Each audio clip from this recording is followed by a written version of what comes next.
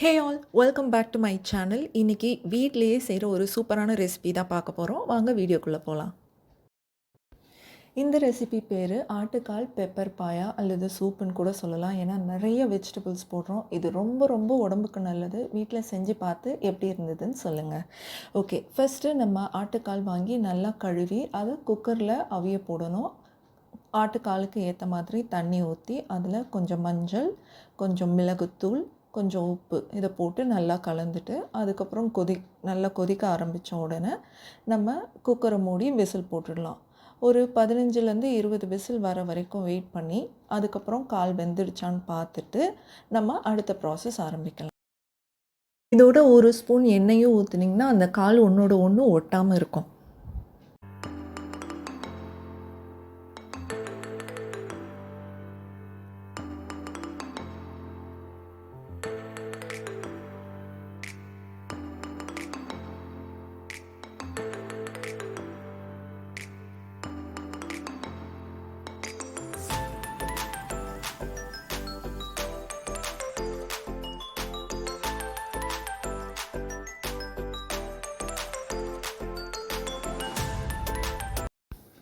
Next நம்ம vegetables எல்லாத்தையும் சாப் பண்ணி வச்சுக்கணும். நான் எடுத்துருக்க வெஜிடபிள்ஸ் என்னென்னா வெங்காயம், தக்காளி, பச்சை மிளகா, பீன்ஸ், கேரட், கோஸ், அதுக்கப்புறம் கொஞ்சம் கருவேப்பிலை, கொத்தமல்லி, புதினா இலை. இந்த வெஜிடபிள்ஸ் எல்லாம் உங்களுக்கு எவ்வளோ தேவையோ அதுக்கேற்ற மாதிரி நீங்கள் ப்ரொப்போர்ஷன் வச்சுக்கலாம். நீங்கள் நிறைய வெஜிடபிள்ஸ் சாப்பிட்ற ஆள்னா கூடவே போடலாம். இல்லை ஜஸ்ட்டு கொஞ்சம் கொஞ்சம் உங்கள் ஃபேமிலி மெம்பர்ஸ் எவ்வளோ சாப்பிடுவாங்களோ அதுக்கேற்ற மாதிரி போடலாம். ஓகேவா? ஸோ அளவு உங்களுடைய விருப்பம்தான். இது எல்லாத்தையுமே அந்த ஆட்டுக்கால் வேக வச்ச அந்த மீதி தண்ணியோடையே அதே குக்கர்லேயே இந்த வெஜிடபிள்ஸ் எல்லாத்தையும் போட்டு முன்னாடி செஞ்ச அதே மாதிரியே கொஞ்சம் மஞ்சள், கொஞ்சம் மிளகுத்தூள், கொஞ்சம் உப்பு போட்டுட்டு நல்லா மிக்ஸ் பண்ணிவிட்டு அதாவது குக்கரை மூடி விசில் போட்டுட்டு ஒரு 5 to 6 விசில்ஸ் போகணும். அதுக்கப்புறம் நம்ம குக்கரை ஓப்பன் பண்ணி செக் பண்ணணும் வெஜிடபிள்ஸ் எல்லாமே வெந்துடுச்சா அப்படின்னு சொல்லிட்டு.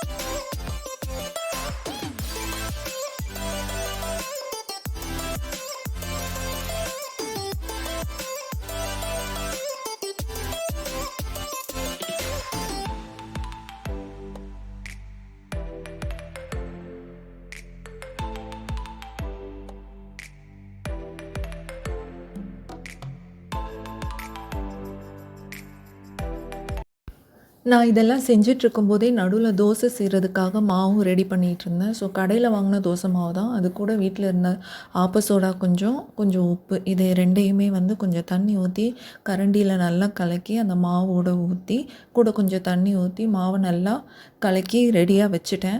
ஸோ தட் இந்த சூப்பு இந்த பாயா செஞ்சு முடித்ததுக்கப்புறம் டைரெக்டாக தவாவில் தோசை மாவு ஊற்றி தோசை சுட்டு நம்ம இந்த நல்ல வெந்த காலோட இருக்கிற அந்த ஆட்டுக்கால் பாயா அல்லது சூப் எப்படி வேணாலும் நீங்கள் சொல்லலாம். அதையும் அந்த தோசையோடு ஊற்றி சாப்பிட்டா ரொம்ப ரொம்ப அருமையான டேஸ்ட்டாக இருக்கும்.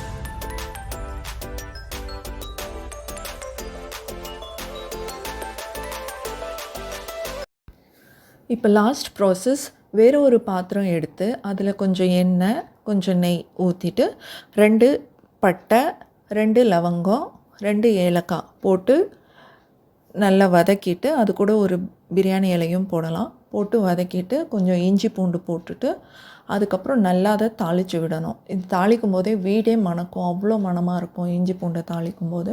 இப்போது இதெல்லாம் தாளித்து முடித்ததுக்கப்புறம் ஏற்கனவே வேக வச்சுருந்த ஆட்டுக்காலையும் அந்த வெஜிடபிள்ஸ் எல்லாம் மிக்ஸ் பண்ணி அந்த சூப் மாதிரி இருக்குதே தண்ணியோட வேக வச்சு வச்சுருக்கோமே அது இவை எல்லாத்தையுமே எடுத்து இந்த பாத்திரத்தில் தாளித்து வச்சுருக்க பாத்திரத்தில் ஊற்றி நம்ம அது கூட தேங்காய் பால் எடுத்து சேர்த்து ஊற்றி எல்லாத்தையும் நல்லா கிளறி விட்டு கொதிக்க விடணும். அந்த கொதி வரும்போதே ரொம்ப ரொம்ப வாசமாக இருக்கும். எல்லா ஃப்ளேவரும் சேர்ந்து அந்த பெப்பர் பாயா மனம் ரொம்ப ரொம்ப அருமையாக இருக்கும். இது உடம்புக்கு ரொம்ப ரொம்ப நல்லது. வீட்டில் அடிக்கடி செஞ்சு சாப்பிடலாம்.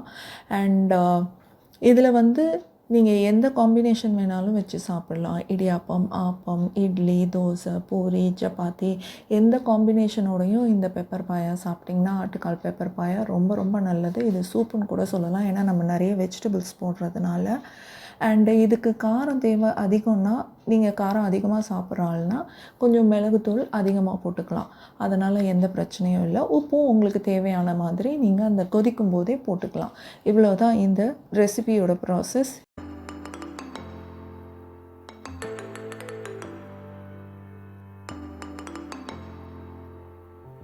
டைரெக்டாக தவாவில் தோசை மாவு ஊற்றி தோசை சுட்டு நம்ம இந்த நல்ல வெந்த காலோட இருக்கிற அந்த ஆட்டுக்கால் பாயா அல்லது சூப் எப்படி வேணாலும் நீங்கள் சொல்லலாம். அதையும் அந்த தோசையோடு ஊற்றி சாப்பிட்டா ரொம்ப ரொம்ப அருமையான டேஸ்ட்டாக இருக்கும்.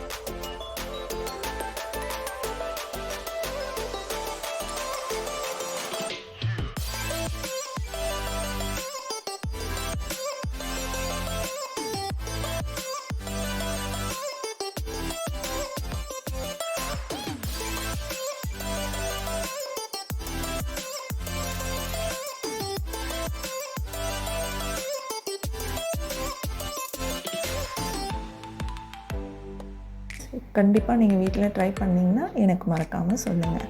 மீண்டும் ஒரு வீடியோவுடன் உங்களை சந்திக்கிறேன். நன்றி.